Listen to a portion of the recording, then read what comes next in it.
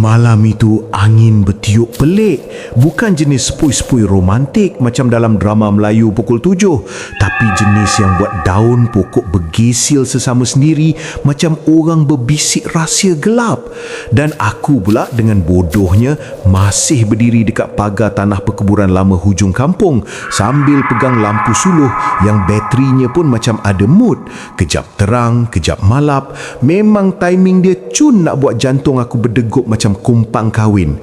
Cuma bezanya aku tak happy langsung sebab aku sebenarnya tak ada sebab yang kuat pun nak berada situ selain daripada cabaran bodoh kawan aku Din yang konon nak buktikan aku ni penakut tahap legend, sedangkan dia sendiri tadi lari dulu masa nampak bayang kucing. Tapi biasalah, mulut dia lebih laju daripada kaki. Aku cakap kalau kau berani masuk sampai tengah kubur tu, aku belanja nasi lemak sebulan. Suara Din tengiang-niang dalam kepala aku, dan entah kenapa masa tu nasi lemak jadi sangat menggoda sampai aku lupa yang tempat ni bukan taman permainan tapi kawasan orang mati yang patutnya tenang. Tapi malam tu tak rasa tenang langsung, malah rasa macam ada benda tengah perhati dari setiap penjuru gelap yang ada. Aku langkah masuk perlahan-lahan. Pintu pagar besi yang berkarat tu berbunyi krek panjang macam dalam filem seram bajet rendah. Dan serius, aku hampir patah balik masa tu juga. Tapi ego aku lagi besar daripada rasa takut. Jadi aku teruskan juga, walaupun setiap langkah rasa macam pijak sesuatu yang bukan tanah biasa. Lembut, lembap, dan entah kenapa ada bau hanir yang sama-sama, macam bau tanah bercampur sesuatu yang lama. Lampu suluh aku halakan ke kiri. Nampak batu-batu nisan lama yang condong, ada yang hampir tombang, ada yang ditumbuhi lumut tebal sampai tulisan pun dah tak nampak. Dan aku cuba baca salah satu daripadanya, tapi hurufnya dah hilang. Cuma tinggal kesan sama yang buat aku terfikir, berapa lama dah kubur ni tak dijaga, dan kenapa orang kampung selalu elak tempat ni waktu malam. Masa siang nampak biasa je, tapi malam ni lain macam. Alah, setakat kubur je pun, orang mati tak kacau orang hidup. Aku cuba pujuk diri sendiri sambil ketawa kecil. Tapi ketawa tu hamba, macam aku sendiri tak percaya dengan apa yang aku cakap. Dan masa aku nak melangkah lagi ke dalam, tiba-tiba angin berhenti. Ya, berhenti. Sunyi jadi terlalu sunyi sampai bunyi cengkerik pun hilang. Dan bila sesuatu yang biasa tiba-tiba hilang, itu lagi menakutkan daripada bunyi kuat, sebab otak kau mula fikir macam-macam benda yang tak sepatutnya. Aku berhenti. Lampu suluh aku halakan ke depan, dan masa tu aku nampak sesuatu yang buat badan aku terus rasa sejuk dari kepala sampai kaki. Satu kubur yang tanahnya terbuka. Bukan macam digali sikit-sikit, tapi memang terbuka luas, macam seseorang baru je korek dari dalam. Tanah bertimbun di tepi, dan yang paling buat aku rasa nak muntah bukanlah lubang tu, tapi apa yang tak ada dalam lubang tu. Tak ada mayat. Aku berdiri kaku beberapa saat, cuba proses apa yang aku nampak, dan logik aku terus bekerja. Mungkin orang gali, mungkin kes jenayah, mungkin polis dah tahu, mungkin tapi semua mungkin tu tak cukup kuat nak tenangkan hati aku yang dah mula rasa tak sedap. Sebab kalau betul orang gali, kenapa sunyi sangat? Kenapa tak ada kesan orang lain? Dan kenapa bau dari lubang tu lain macam? Bau dia bukan sekadar tanah. Bau dia macam sesuatu yang pernah mati dan baru bangun. Aku telan air liur perlahan, cuba berani sikit, dan tanpa sedar aku melangkah lagi dekat ke kubur tu. Lampu suluh aku halakan terus ke dalam lubang, dan masa tu aku hampir terhenti bila aku nampak sesuatu bergerak di hujung lubang gelap tu. Bergerak perlahan, macam ada sesuatu merangkak keluar dari bahagian dalam tanah yang lebih dalam. Aku beku. Serius, beku. Lampu suluh aku hampir terlepas dari tangan, dan dalam kepala aku cuma ada satu ayat yang berulang-ulang macam lagu rosak. Lari, lari, lari. tapi kaki aku tak bergerak. Dan bila benda tu akhirnya muncul sedikit ke permukaan, aku nampak sesuatu yang buat aku tahu satu perkara penting. Aku bukan lagi dalam cabaran bodoh dengan Din. Aku dah masuk dalam sesuatu yang aku tak sepatutnya kacau. Sebab benda yang keluar dari kubur tu bukan manusia macam kita kenal. Dan yang paling teruk, dia macam tengah cari sesuatu atau orang seseorang. Aku tak tahu berapa lama aku berdiri macam patung dekat tepi kubur tu. Mungkin beberapa saat, mungkin beberapa minit, tapi dalam kepala aku rasa macam sejam lebih sebab masa tu setiap detik terasa panjang gila dan mata aku langsung tak berani berkelip walaupun pedih sebab benda yang tengah merangkak keluar dari dalam tanah tu makin jelas bentuk dia. Dan jujur aku cakap, kalau masa tu ada sesiapa offer aku kerja angkat batu bata tengah panas pun aku sanggup terima daripada terus berdiri situ tengok dia muncul perlahan-lahan macam drama slow motion yang tak ada siapa minta. Benda tu mula dengan tangan dulu, atau apa yang aku anggap tangan, sebab jari dia panjang, kurus dan kotor dengan tanah yang basah. Kuku dia hitam panjang macam tak pernah potong sejak zaman nenek moyang kita jumpa api. Dan bila dia cengkam tepi kubur tu, bunyi tanah runtuh sikit-sikit macam dia pakai tenaga yang tak sepatutnya ada pada sesuatu yang dah lama mati. Dan masa tu aku baru sedar satu benda. Ini bukan kes orang korek kubur. Ini kes sesuatu keluar dari dalam. Aku patut lari. Aku patut lari sekarang. Aku bisik sendiri. Sebab suara aku keluar perlahan sangat sampai aku sendiri pun hampir tak dengar.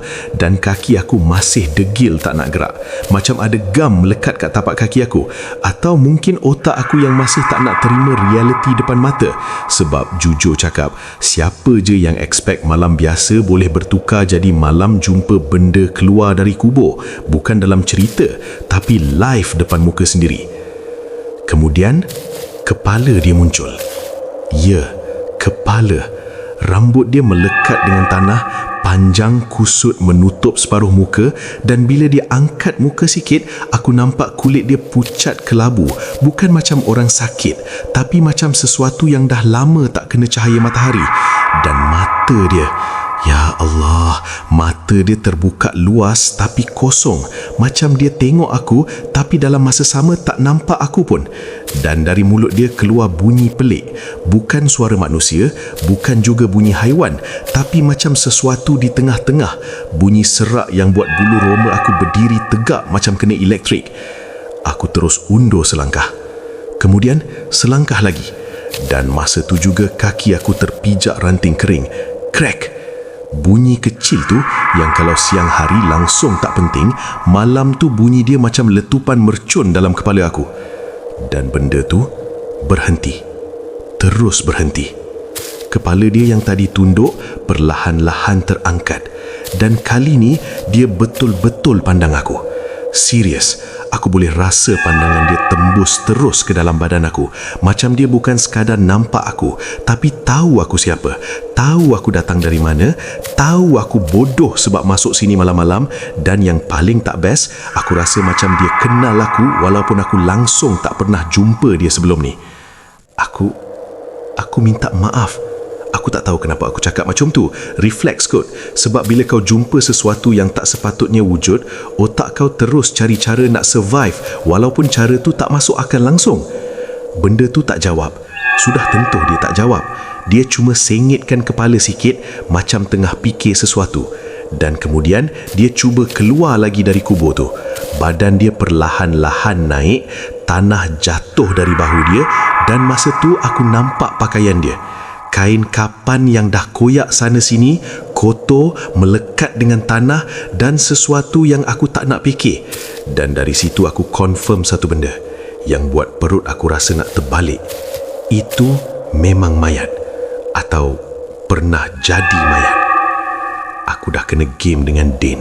Ini mesti prank. Ya, mesti prank. Aku cuba pujuk diri sendiri lagi sekali. Walaupun 90% otak aku dah jerit ini bukan prank bodoh. Sebab kalau ini prank, Din memang layak masuk pertandingan prank paling melampau dalam sejarah manusia. Tapi masa aku tengah cuba yakinkan diri tu, benda tu tiba-tiba gerak laju sikit. Tak banyak, tapi cukup untuk buat aku terkejut sampai hampir jatuh ke belakang. Dan masa tu barulah kaki aku berfungsi balik. Aku pusing. Aku lari. Aku tak tengok belakang. Aku tak peduli ranting, batu, lubang, apa semua. Aku cuma lari macam orang kena kejar hutang alung. Nafas aku tercungap-cungap, jantung aku rasa macam nak pecah dan dalam kepala aku cuma satu benda. Keluar dari kawasan ni sekarang juga sebelum benda tu decide aku ni menu seterusnya. Aku sumpah, aku takkan masuk kubur lagi lepas ni. Aku berjanji, aku tobat. Aku jerit dalam hati sambil terus berlari. Dan masa aku nampak pagar besi itu semula, aku rasa macam nampak pintu syurga. Serius, aku tak pernah rasa gembira tengok pagar busuk macam tu dalam hidup aku. Aku lompat keluar hampir tersandung, jatuh bergolek sikit atas tanah luar kubur, tapi aku tak peduli.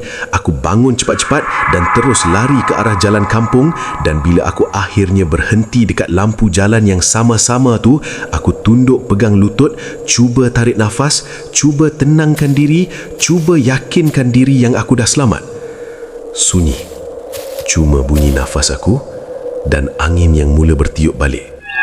Aku angkat kepala perlahan-lahan. Dan masa tu, dari jauh, dari arah kubur tadi, aku nampak satu bayang berdiri dekat pagar. Diam, kaku, macam tengah tengok aku dari jauh. Dan walaupun jarak kami jauh, aku tahu satu benda yang buat darah aku rasa beku semula. Benda tu ikut aku keluar. Dan aku rasa malam ni baru je mula. Aku tak tahu macam mana aku boleh sampai depan rumah Din malam tu. Serius, aku rasa kaki aku bergerak sendiri tanpa aku bagi arahan. Macam badan aku dah ambil alih sebab otak aku masih lagi cuba proses apa benda yang baru jadi. Dan bila aku sampai, aku terus ketuk pintu rumah dia macam orang kena histeria. Tak ada sopan santun langsung, tak ada Assalamualaikum, terus hentam pintu macam nak robohkan rumah orang. Sampai lampu dalam rumah dia terpasang satu persatu macam babak drama. "Oi, siapa ketuk macam nak pecah pintu tu?" Suara Din menjerit dari dalam. Tapi aku tak jawab. Aku ketuk lagi kuat. Dan akhirnya, pintu terbuka dengan muka dia yang mamai. Rambut kusut, pakai singlet lusuh.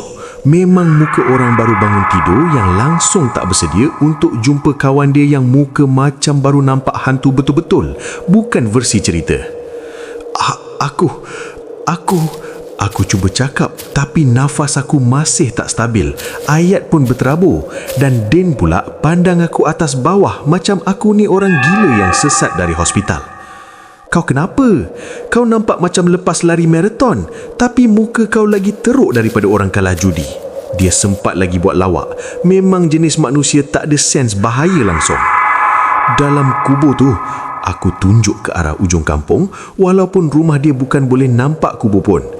Ada benda keluar dari dalam kubur terbuka. Mayat tu... slow sikit. Kau minum apa ni tadi? Air ketum ke? Din potong ayat aku sambil gelak kecil. Siap sandar dekat pintu macam ini semua cerita hiburan malam dia.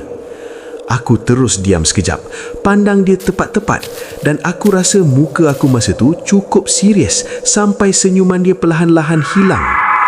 "Kau bukan bergurau?" dia tanya. Kali ni suara dia dah lain sikit. "Aku tak ada masa nak bergurau pasal benda macam ni, Din," aku jawab. Dan dalam masa yang sama, aku rasa belakang badan aku mereman balik. Sebab walaupun aku dah jauh dari kubur, rasa diperhatikan tu masih ada. Macam bayang tadi tak pernah hilang dari fikiran aku. Din mengeluh panjang, gosok muka dan pandang aku lagi sekali sebelum dia buka pintu lebih luas. "Masuklah dulu. Kau nampak macam kalau aku biar kat luar, kau boleh pengsan depan rumah aku. Nanti jiran ingat aku dera kau pula." Aku masuk tanpa bantah, duduk atas sofa ruang tamu dia yang keras macam batu. Dan dia pergi ambil air, hulur dekat aku macam aku ni pesakit trauma. Yang jujurnya memang hampir betul. "Okey, cerita betul-betul. Dari awal," dia cakap sambil duduk bertentangan dengan aku. Kali ni muka dia dah tak ada lawak sangat. Aku tarik nafas panjang dan aku ceritakan semuanya. Dari mula aku masuk kubur, bau tanah tu, kubur terbuka. Mayat tu merangkak keluar dan pandang aku macam aku ni target dia seterusnya. Dan sepanjang aku cerita, Din tak menyampuk. Cuma sesekali dia angkat kening dan sekali dua dia telan air liur macam cuba nampak tenang, walaupun jelas dia pun dah mula rasa tak sedap. Dan aku nampak dia dekat pagar. Masa aku dah keluar, aku habiskan cerita aku perlahan. Sunyi sekejap. Din pandang aku.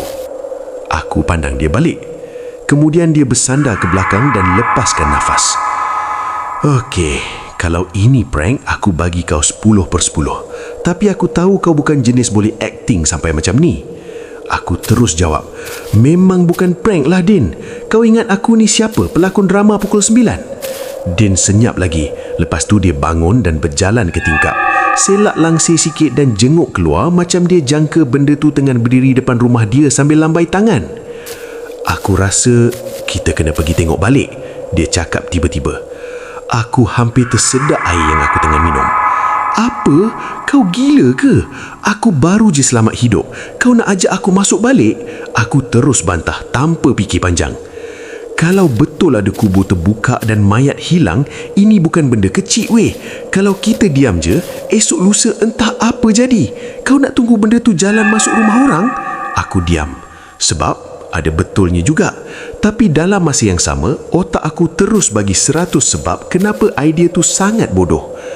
Kenapa kita? Kenapa bukan panggil orang kampung? Aku cuba cari jalan selamat.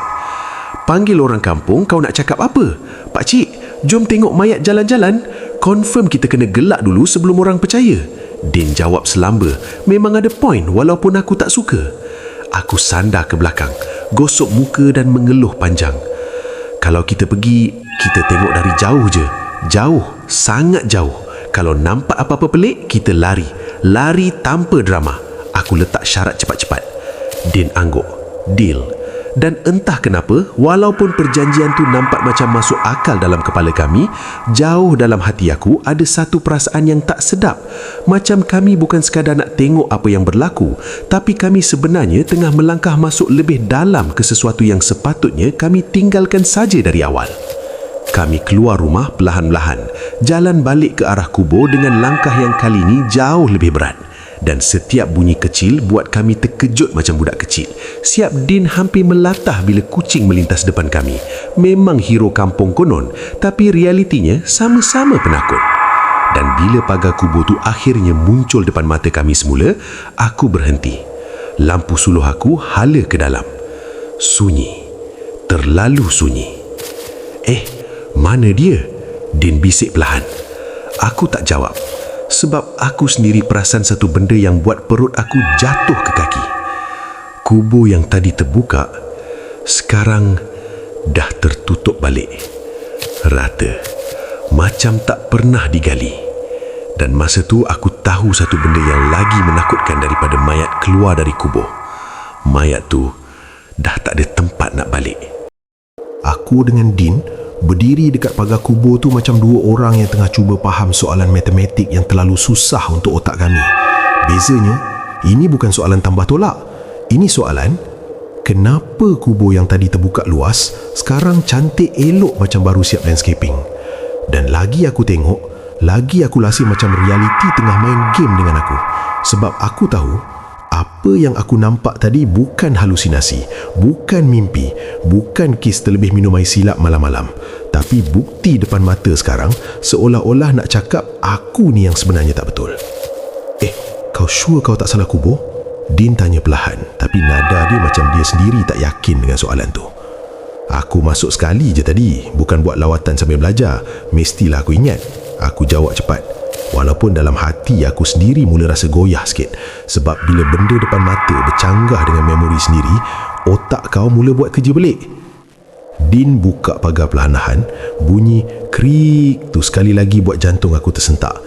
Dan kali ni kami masuk berdua. Bukan lagi gaya berani macam tadi, tapi lebih kepada gaya kalau boleh kita nak hilang sekarang juga, tapi kaki tak bagi. Kami berjalan perlahan-lahan ke arah kubur yang aku ingat tadi, dan aku terus halakan lampu suluh ke kawasan tu. Dan memang sah, itu tempat yang sama. Batu nisan yang condong tu, pokok kecil sebelahnya, semuanya sama. Kecuali satu benda. Tanah dia. Rata. Padat. Macam tak pernah digali. Din tunduk sikit, sentuh tanah tu dengan tangan, korek sikit guna ranting, dan dia angkat kening. Keras. Bukan macam baru kambus. Dia cakap perlahan. Aku terus rasa sejuk. Mustahil. Aku nampak dengan mata aku sendiri tadi. Aku jawab. Suara aku dah mula serak. Bukan sebab nak dramatik, tapi sebab takut yang jenis perlahan-lahan makan dalam. Din bangun semula, pandang sekeliling, dan suasana dalam kubur tu rasa lagi pelik daripada tadi.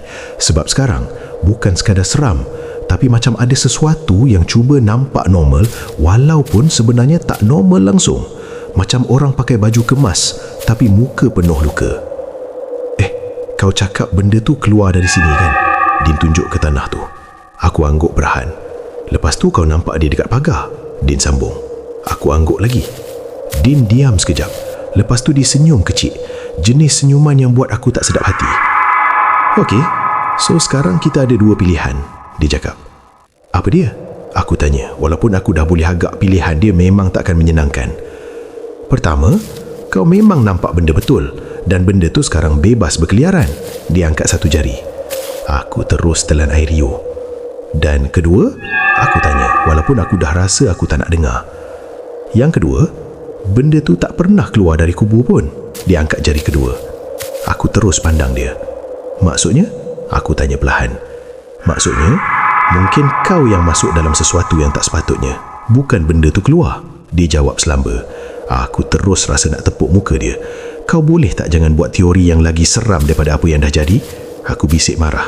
Tapi dalam masa yang sama, ayat dia tu melekat dalam kepala aku macam gam. Sebab kalau betul bukan benda tu yang keluar, jadi aku sebenarnya nampak apa tadi? Tiba-tiba, angin bertiup lagi kuat, daun-daun kering berterbangan dan bunyi geseran tu buat suasana jadi makin tak sedap. Dan tanpa sedar, aku pandang sekeliling dan masa tu aku perasan satu benda yang tadi aku tak perasan. Batu nisan lain. Beberapa daripadanya sengit. Lebih sengit daripada tadi. Aku rasa kita tak patut lama dekat sini. Aku cakap perlahan. Din nak jawab, tapi tiba-tiba kami berdua dengar bunyi. Krrr, krrr. Macam sesuatu bergerak atas tanah. Kami terus diam. Lampu suluh aku dan Din serentak hala ke arah bunyi tu. Dan dekat hujung barisan kubur tu, ada satu kawasan gelap yang tak kena cahaya. Dan dari situ, tanah macam bergerak sedikit. Aku pegang lengan Din kuat. Kau nampak tak tu? Aku bisik. Aku nampak. Dan aku tak suka apa yang aku nampak. Dia jawab. Suara dia pun dah tak steady macam tadi. Tanah tu bergerak lagi. Perlahan. Macam ada sesuatu di bawah menolak ke atas. Jangan cakap. Aku mula cakap. Tapi ayat aku tak habis. Sebab tiba-tiba, prap, tanah tu pecah sedikit. Dan sesuatu mula muncul dari bawah. Aku dengan Din terus pandang antara satu sama lain. Dan kali ini tak perlu bincang panjang. Lari! Kami jerit serentak. Kami terus pusing dan lari keluar dari kubur tu macam orang kena kejar anjing liar. Tak toleh belakang langsung. Sebab kali ni kami dah belajar satu benda penting. Tempat tu bukan sekadar ada satu kubur yang tak betul. Tempat tu penuh dengan sesuatu yang tak patut bangun. Dan masa aku lompat keluar pagar sekali lagi, aku sempat dengar satu bunyi dari belakang. Bunyi yang perlahan tapi jelas. Macam suara ketawa. Serak. Pendek. Dan cukup untuk buat aku tahu apa-apa pun yang ada dalam kubur tu bukan satu sahaja. Dan mungkin bukan semuanya nak duduk diam dalam tanah.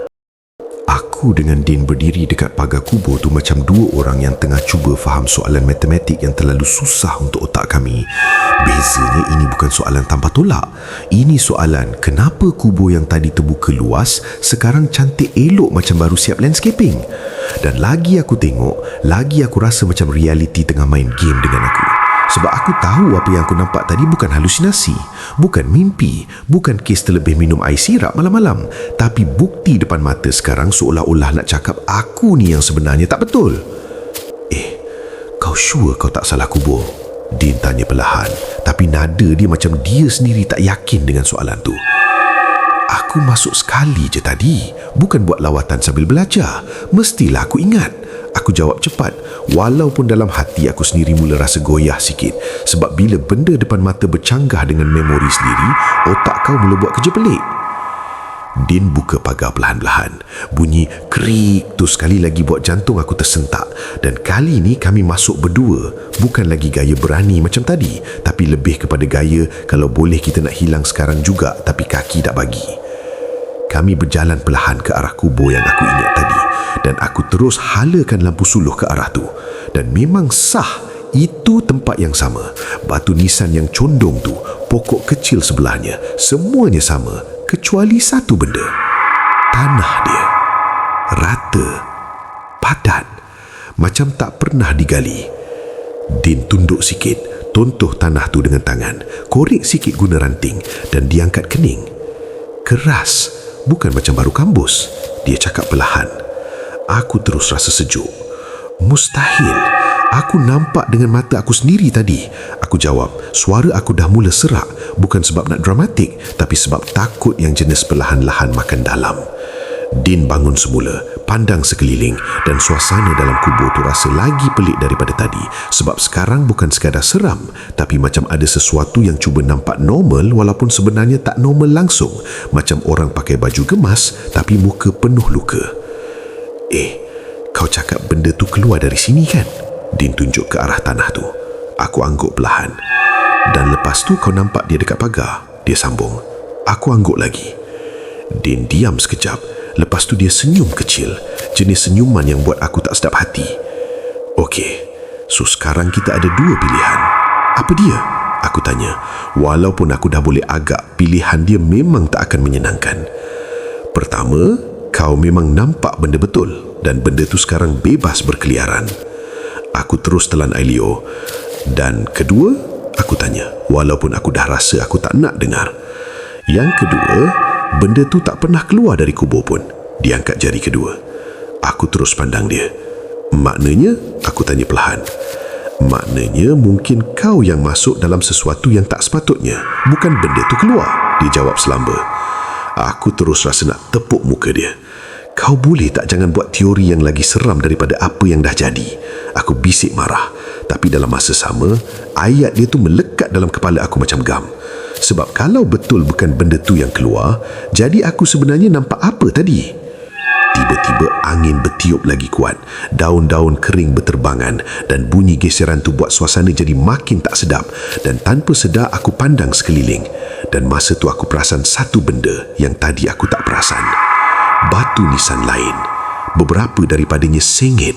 Lebih sengit daripada tadi. Aku rasa kita tak patut lama dekat sini. Aku cakap perlahan. Din nak jawab, tapi tiba-tiba kami berdua dengar bunyi ker, ker, macam sesuatu bergerak atas tanah. Kami terus diam. Lampu suluh aku dan Din serentak hala ke arah bunyi tu. Dan dekat hujung barisan kubur tu ada satu kawasan gelap yang tak kena cahaya. Dan dari situ, tanah macam bergerak sedikit. Aku pegang lengan Din kuat. Kau nampak tak tu? Aku bisik. Aku nampak dan aku tak suka apa yang aku nampak. Dia jawab, suara dia pun dah tak steady macam tadi. Tanah tu bergerak lagi, perlahan, macam ada sesuatu di bawah, menolak ke atas. Jangan cakap, aku mula cakap. Tapi ayat aku tak habis. Sebab tiba-tiba, perap, tanah tu pecah sedikit dan sesuatu mula muncul dari bawah. Aku dengan Din terus pandang antara satu sama lain dan kali ini tak perlu bincang panjang. Lari! Kami jerit serentak. Kami terus pusing dan lari keluar kubur tu macam orang kena kejar anjing liar. Tak toleh belakang langsung. Sebab kali ni kami dah belajar satu benda penting. Tempat tu bukan sekadar ada satu kubur yang tak betul. Tempat tu penuh dengan sesuatu yang tak patut bangun. Dan masa aku lompat keluar pagar sekali lagi, aku sempat dengar satu bunyi dari belakang. Bunyi yang perlahan tapi jelas. Macam suara, ketawa, serak, pendek dan cukup untuk buat aku tahu apa-apa pun yang ada dalam kubur tu bukan satu sahaja. Dan mungkin bukan semuanya nak duduk diam dalam tanah. Aku dengan Din berdiri macam dua orang pelajar yang kena tangkap ponteng bila Tok Mael pandang kami tanpa berkelip. Dan serius, aku rasa lagi seram kena tengok dia daripada benda yang keluar dari kubur tadi. Sebab mata dia tu bukan jenis mata orang tua biasa, tapi macam mata orang yang dah tengok terlalu banyak benda yang manusia normal tak patut tengok. Dan bila dia cakap, kubur tu dah mula buka balik, bulu roma aku terus naik tanpa minta izin. Sebab itu bermakna apa yang kami alami bukan kes terpencil, bukan kes malang-malang, tapi sesuatu yang pernah berlaku dan mungkin akan berulang. Kamu berdua masuk dulu. Tutup pintu. Tok Mael cakap perlahan, tapi nada dia jenis tak boleh dibantah. Macam kalau kami tak ikut, pintu tu sendiri akan tutup dengan cara yang lagi tak best. Din cepat-cepat tutup pintu dan aku perasan tangan dia sikit menggigil. Tapi dia buat-buat steady. Konon hero kampung. Padahal tadi dia lari lagi laju daripada aku. Kami duduk atas tikar mengkuang dalam ruang tamu rumah tu dan Tok Mael duduk bertentangan. Lampu minyak di antara kami bagi cahaya malap yang buat bayang muka dia nampak lagi dalam, lagi serius. Dan jujur aku cakap, kalau dia tiba-tiba hilang dan muncul belakang aku takkan terkejut sangat pun sebab suasana dah memang sampai tahap tu. Kamu nampak apa tadi? Dia tanya. Aku pandang Din, Din pandang aku balik. Macam kami tengah decide siapa nak jadi wakil rakyat untuk cerita benda yang kami sendiri pun masih tak percaya. Aku nampak sesuatu keluar dari kubur. Mayat, tapi bergerak. Aku akhirnya jawab, walaupun ayat aku rasa macam budak kecil cerita mimpi ngeri. Tok Mael tak nampak terkejut langsung. Dia cuma angguk perlahan. Dan kubur tu tertutup balik bila kamu datang semula kan? Dia sambung. Din terus mencelah. Tok, itu yang lagi pelik. Tadi terbuka, lepas tu elok macam tak ada apa-apa jadi. Macam ada orang buat kerja landscaping tengah malam. Aku sempat jeling dia. Kau masih sempat buat lawak? Aku stres lah weh, dia bisik balik. Tok Mael tarik nafas panjang. Lepas tu dia pandang ke arah dinding rumah seolah-olah dia tengah tengok sesuatu yang jauh lebih lama daripada kami. Ini bukan kali pertama. Tok Mael mula cakap perlahan. Aku terus tegakkan badan. Din pun sama. Lama dulu masa aku muda lagi, kubur tu pernah jadi macam ni. Tok Mael cakap suara dia perlahan, tapi setiap perkataan dia rasa berat. Orang kampung mula dengar bunyi malam-malam, bunyi langkah, bunyi ketawa dan ada yang nampak bayang berjalan dekat tepi jalan. Tapi bila dikejar, hilang. Dia cakap. Aku terus teringat bayang dekat pagar tadi. Dan ada juga yang hilang. Aku terus pandang dia. Orang hilang tu? Aku tanya perlahan. Tok Mael angguk perlahan. Yang keluar malam, yang pergi dekat kawasan kubur, ada yang tak balik. Dia jawab. Din terus bersandar ke belakang. Okey, itu aku tak suka. Aku memang tak suka part orang hilang ni. Dia cakap perlahan. Aku pula rasa macam nak rewind hidup aku beberapa jam lepas dan pilih untuk duduk rumah tengok TV je. Macam mana benda tu berhenti dulu? Aku tanya cepat sebab itu satu-satunya harapan yang aku nampak. Tok Mael pandang aku lama, lepas tu dia jawab dengan suara yang lagi perlahan. Kami tutup balik apa yang terbuka. Macam mana maksud Tok? Din tanya. Tok Mael tunduk sikit, ambil sesuatu dari bawah meja kecil, sebuah kain lama yang dibungkus kemas, dan bila dia buka sedikit, aku nampak sesuatu di dalamnya, macam cebisan kain putih yang kotor, mungkin kain kapan, tapi aku tak berani tengok lama. Ada sesuatu dalam kubur tu, bukan sekadar mayat. Aku terus rasa seram lain macam. Dan bila ia terjaga, ia takkan berhenti selagi ia tak dapat apa yang dia cari. Dia sambung. Aku telan air liur. Apa yang dia cari? Aku tanya perlahan. Tok Mael angkat kepala, pandang aku tepat-tepat. Kehidupan. Dia jawab. Aku dengan Din terus diam. Sebab jawapan tu terlalu jelas dan terlalu menakutkan. Jadi, sekarang benda tu dah mula balik, Tok? Din tanya. Tok Mael angguk perlahan. Dan kali ni, aku rasa ia lebih kuat daripada dulu. Dia cakap. Aku terus tepuk muka aku sendiri perlahan. Bagus, memang bagus. Dari semua malam dalam hidup aku, malam ni juga aku pilih untuk jadi berani masuk kubur. Aku merungut.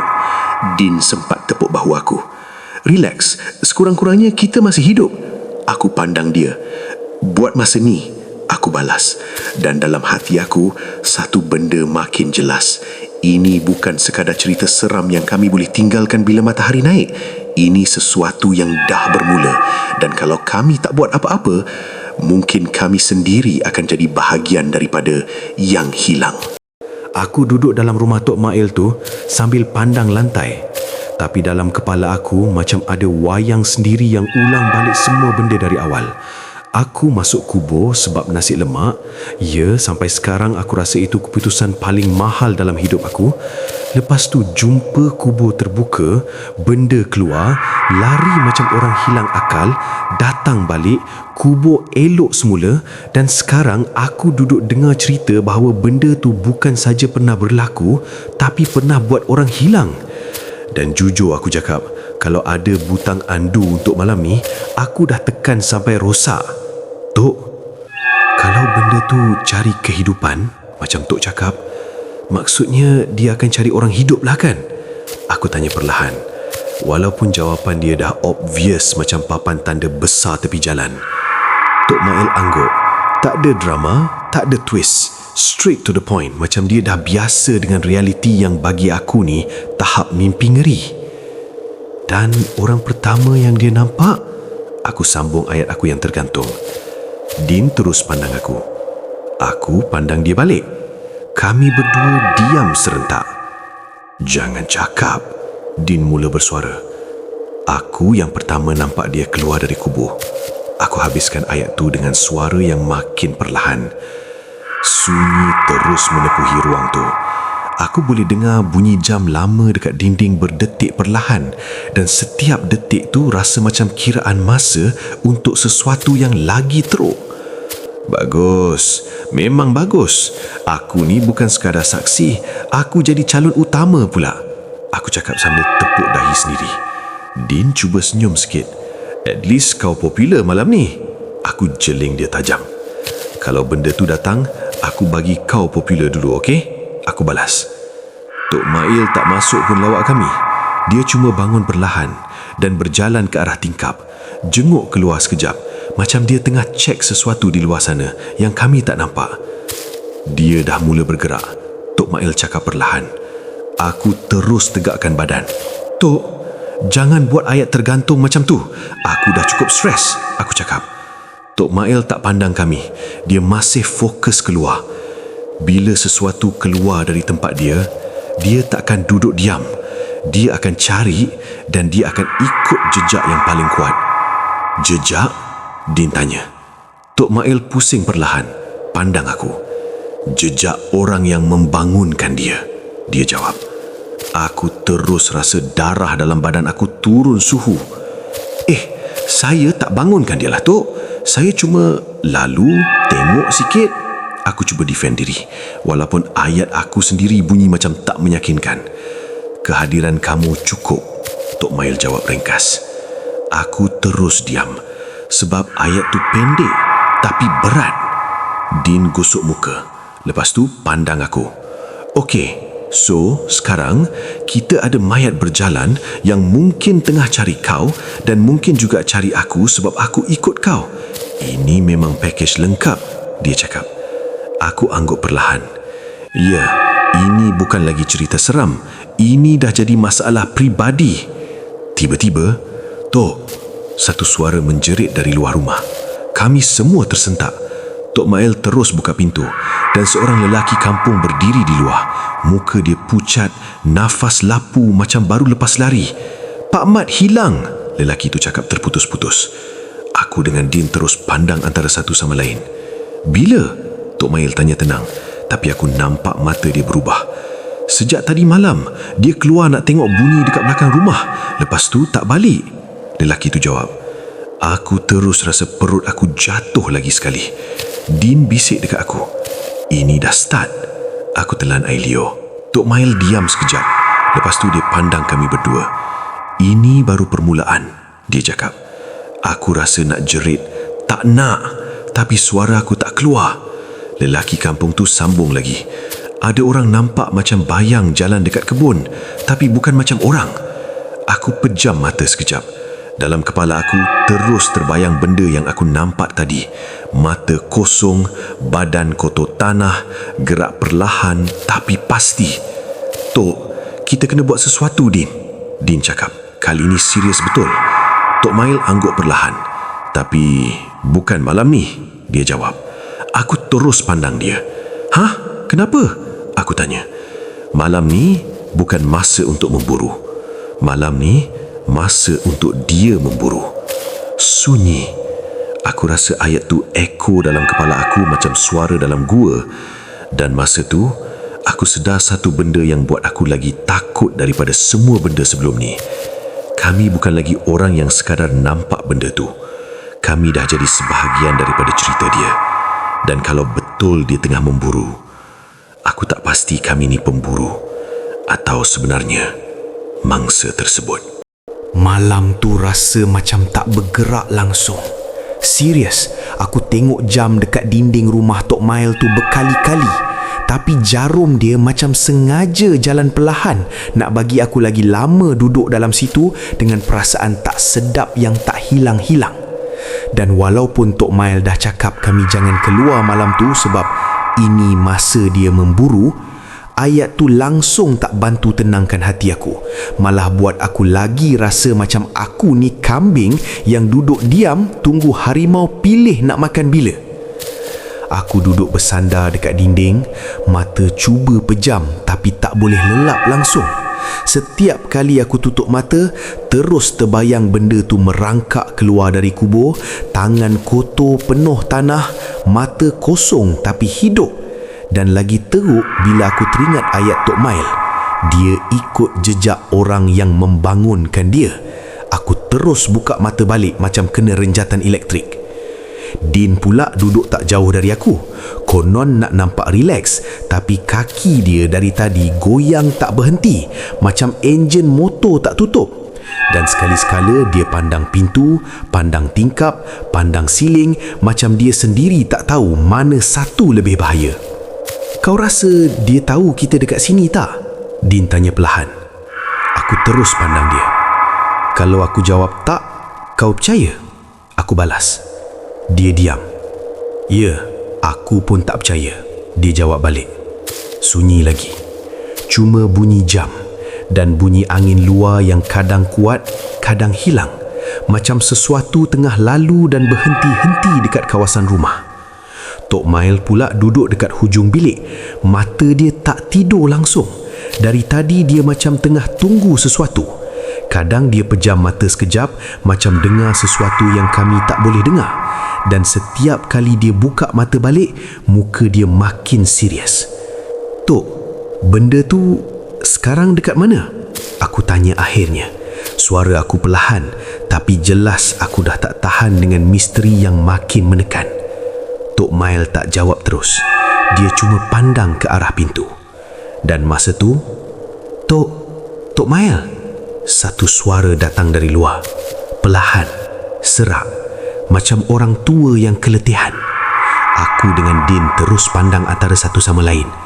Kau dengar tak? Din bisik. Aku harap aku pekak sekarang, tapi ya, aku dengar. Aku jawab. Suara tu datang lagi. Tok, buka pintu, tolong. Aku rasa jantung aku berhenti sekejap. Sebab suara tu macam suara orang kampung. Macam suara Pak Mat. Din bangun sikit. Itu Pak Mat ke? Dia dah jumpa jalan balik. Dia cakap. Ada harapan sikit dalam suara dia. Tunggu. Tok Mail tiba-tiba bersuara tegas. Kami terus diam. Jangan buka pintu. Tok Mail sambung. Tapi Tok, kalau betul Pak Mat, aku cuba cakap. Kalau betul Pak Mat, dia takkan datang macam tu. Tok Mail potong ayat aku. Aku terus rasa sejuk. Suara di luar tu berhenti sekejap. Lepas tu, datang lagi. Kali ni lebih dekat. Tok, sejuk. Tolong buka. Nada dia berubah. Lebih perlahan, lebih kosong. Din telan air liur.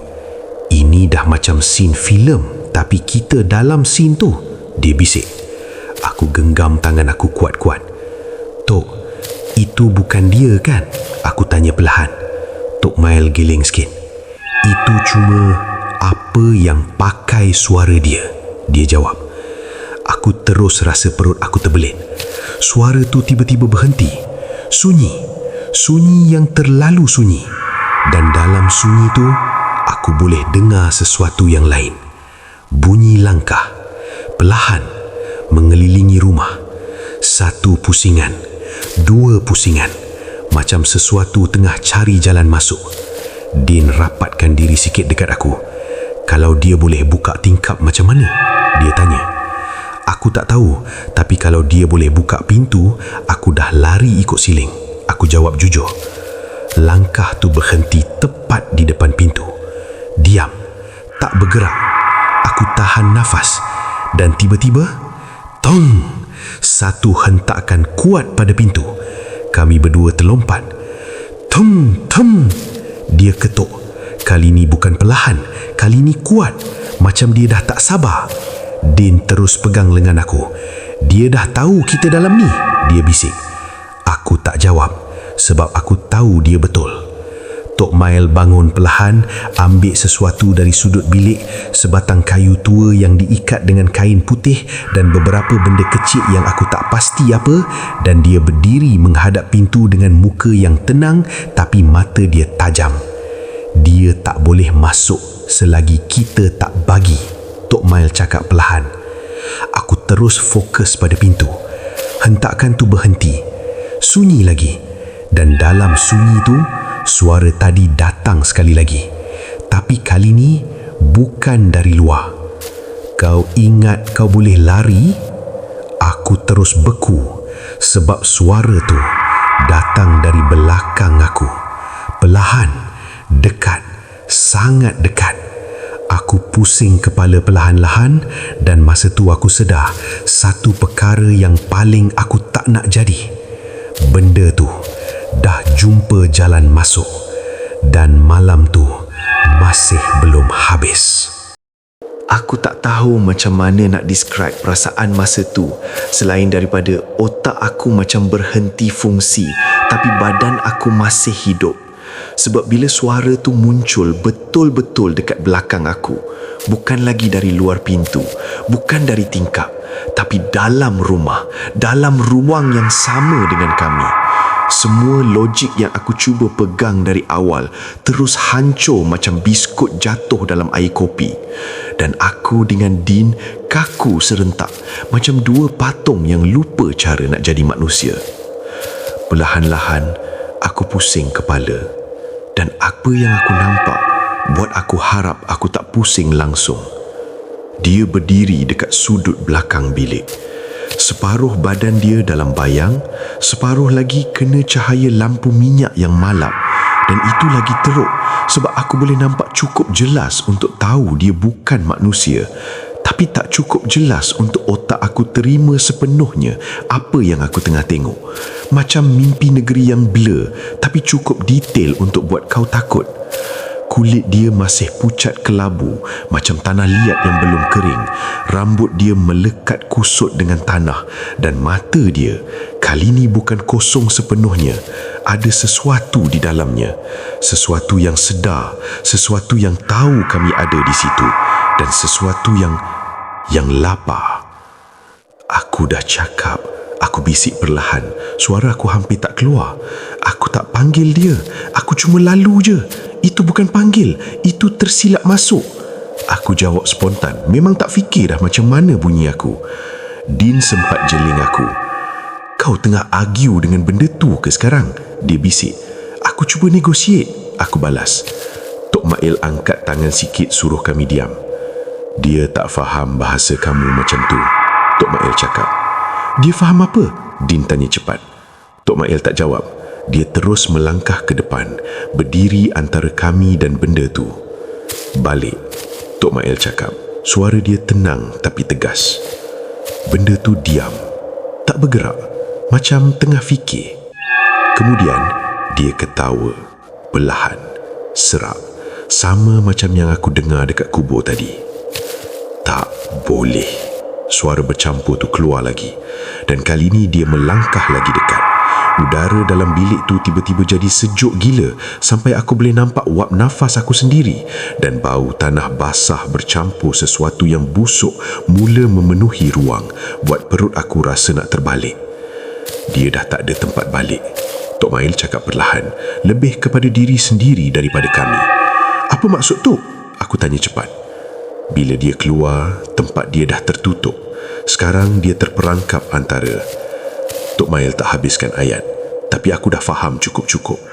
Antara hidup dan mati. Dan benda yang terperangkap di tengah tu memang tak pernah jadi benda yang baik. Tiba-tiba, benda tu bergerak laju. Tak lagi perlahan, dia terus meluru ke arah aku. Aku jerit spontan, undur sampai tersadung dan jatuh. Dan masa tu aku betul-betul fikir, habislah aku.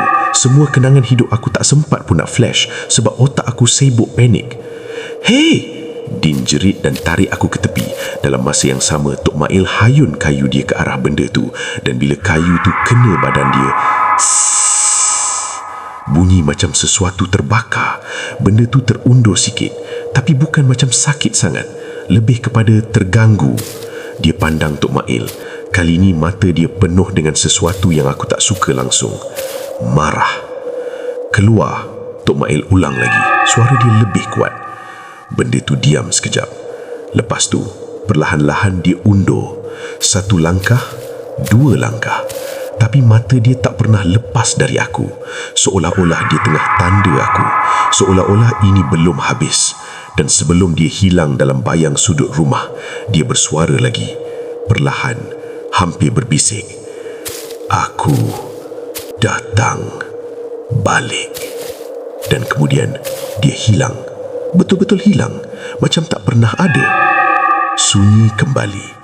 Aku baring atas lantai, nafas laju macam aku baru lari 10 km dan Din duduk sebelah aku, sama-sama cuba hidup balik. Okey, aku tarik balik semua lawak aku malam ni.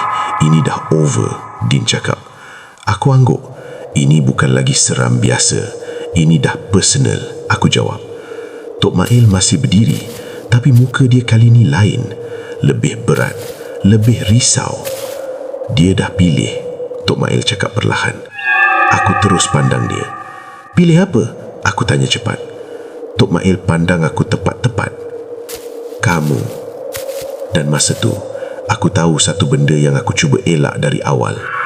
Ini belum habis. Ini baru nak jadi lagi teruk. Aku tak tidur langsung sampai subuh. Bukan sebab aku rajin bangun tahajud ke apa, tapi sebab setiap kali aku cuba pejam mata, suara benda tu terngiang balik dalam kepala aku. Aku datang balik. Macam dia tinggalkan voice note dalam otak aku tanpa permission.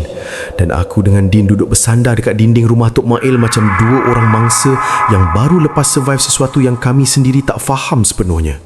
Cuma satu benda je kami tahu. Kalau kami tak buat sesuatu sebelum malam seterusnya, kemungkinan besar aku akan jadi projek seterusnya benda tu. Dan jujur aku cakap, aku tak minat langsung jadi mayat berjalan versi sequel. Subuh menjelma perlahan-lahan. Cahaya mula masuk melalui celah tingkap rumah Tok Mail dan buat pertama kali malam tu, aku rasa macam ada sedikit harapan. Walaupun harapan tu kecil je, macam signal line satu bar, tapi at least ada. Dan Tok Mail dari tadi tak tidur pun. Dia cuma duduk diam macam tengah susun sesuatu dalam kepala dia. Dan bila azan subuh kedengaran dari surau kampung, dia bangun perlahan dan pandang kami.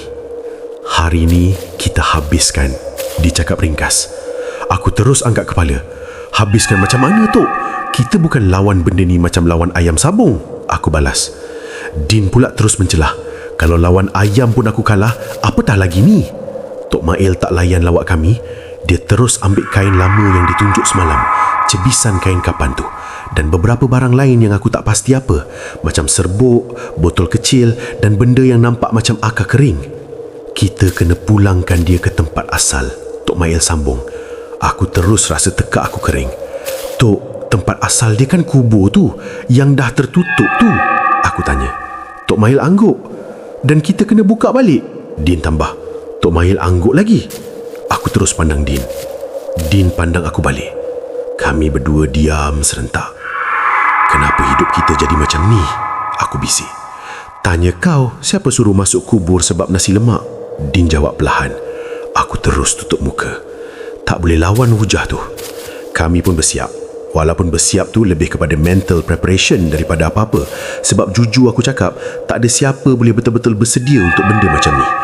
Dan bila matahari dah naik sepenuhnya, kami bertiga berjalan semula ke arah tanah kubur. Kali ni siang hari, dan suasana siang tu pelik. Sebab tempat yang semalam nampak macam portal ke neraka, sekarang nampak macam kubur biasa je. Siap ada burung berkicau lagi, macam tak tahu apa yang jadi malam tadi. Kalau bukan sebab aku sendiri nampak, aku confirm tak percaya, Din cakap. Aku pun, tapi trauma aku masih fresh, aku jawab. Kami sampai dekat kubur yang sama dan Tok Mail terus berhenti. Pandang tanah tu lama, macam dia tengah baca sesuatu yang kami tak boleh nampak. Dia masih ada dekat sini, Tok Mail cakap perlahan. Aku terus rasa sejuk walaupun matahari panas. Tok, jangan cakap dia tengah tengok kita sekarang, aku bisik. Tok Mail tak jawab, yang aku anggap sebagai ya. Baiklah, aku officially tak suka siang hari lagi, aku merungut. Tok Mail mula buat sesuatu. Dia tabur serbuk dekat sekeliling kubur, letak kain kapan tu di tengah dan baca sesuatu perlahan. Bukan kuat macam dalam filem, tapi cukup untuk buat suasana jadi lain macam. Macam udara sendiri berhenti sekejap untuk dengar. Aku dengan Din berdiri tak jauh, tak berani nak dekat sangat, tapi tak berani nak jauh juga. Kalau benda tu keluar siang-siang macam mana? Din tanya.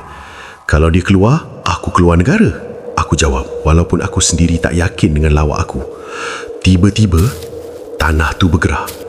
Perlahan, macam semalam. Aku terus pegang lengan Din. Dia nak keluar lagi ke? Aku bisik. Din terus jawab, kalau dia keluar, aku keluar negara. Tanah tu mula retak sedikit. Dan dari dalam, tangan tu muncul semula. Kali ni siang hari dan aku boleh nampak lebih jelas. Kulit dia lebih kering, tapi masih pucat dan pergerakan dia lebih lemah daripada malam tadi. Tak nak balik, suara bercampur tu keluar lagi. Aku terus jerit, aku pun tak nak kau balik dekat aku. Din sempat tambah, betul tu, balik kubur je. Tok Mail baca sesuatu dengan lebih tegas kali ni. Suara dia tegas dan udara sekeliling rasa berat, macam tekanan naik. Dan bila kami tarik kain kapan tu ke atas kubur, Tok Mail terus letak benda-benda lain sekali. Dan tiba-tiba, whoosh, angin kuat datang entah dari mana. Benda tu menjerit. Jeritan dia bukan macam manusia, tapi macam sesuatu yang tak sepatutnya ada suara langsung. Tanah mula runtuh balik ke dalam, perlahan-lahan. Dan benda tu ditarik masuk semula. Dia cuba capai keluar. Jari dia hampir kena kaki aku dan aku terus lompat ke belakang macam kena kejutan elektrik. Aku tak sign up untuk ini, aku jerit. Din pun lompat sekali. Akhirnya, tanah tu tertutup. Betul-betul tertutup. Diam. Sunyi. Macam tak ada apa-apa. Angin berhenti, burung berbunyi semula dan suasana kembali normal. Aku dengan Din berdiri kaku beberapa saat, cuba proses apa yang baru jadi. Dan bila aku sedar semua dah selesai, aku terus duduk atas tanah, tanpa peduli kotor. Kalau aku hidup sampai tua, aku takkan lupa hari ni, aku cakap. Din duduk sebelah aku. Aku pun, dan aku takkan cabar kau masuk kubur lagi. Paling kuat pun aku cabar kau makan sambal ekstra pedas je, dia jawab. Aku terus pandang dia. Itu pun aku fikir dulu, aku balas. Tok Mail datang dekat kami. Muka dia nampak letih tapi lega. Dah selesai buat masa ni, dia cakap. Aku terus fokus pada buat masa ni. Tok, jangan buat ayat tergantung lagi, aku merungut. Tok Mail senyum sikit. Selagi kubur tu dijaga, benda tu takkan bangun lagi, dia sambung. Aku angguk laju. Confirm lepas ni aku sendiri datang siram kubur tiap minggu kalau perlu, aku cakap. Din ketawa kecil. Daripada kau jaga kubur, baik kau jaga diri kau dulu, dia usik. Aku tarik nafas panjang, pandang kubur tu sekali lagi, dan dalam hati aku buat satu janji. Aku takkan pandang tempat tu dengan cara yang sama lagi. Dan aku takkan sesekali anggap tempat orang mati ni sebagai benda yang boleh dibuat main. Dan masa kami berjalan balik ke kampung, matahari dah tinggi. Orang kampung mula keluar buat kerja macam biasa, seolah-olah tak ada apa-apa yang berlaku malam tadi. Dan mungkin itulah yang paling pelik. dunia tetap berjalan macam biasa, walaupun kami baru je melalui sesuatu yang langsung tak biasa. Aku lapar, Din tiba-tiba cakap. Aku terus giling kepala.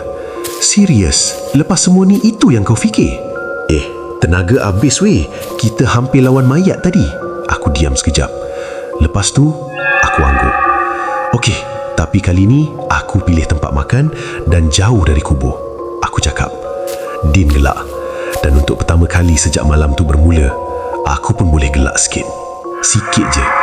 Tapi cukup untuk aku tahu kami selamat. Buat masa sekarang,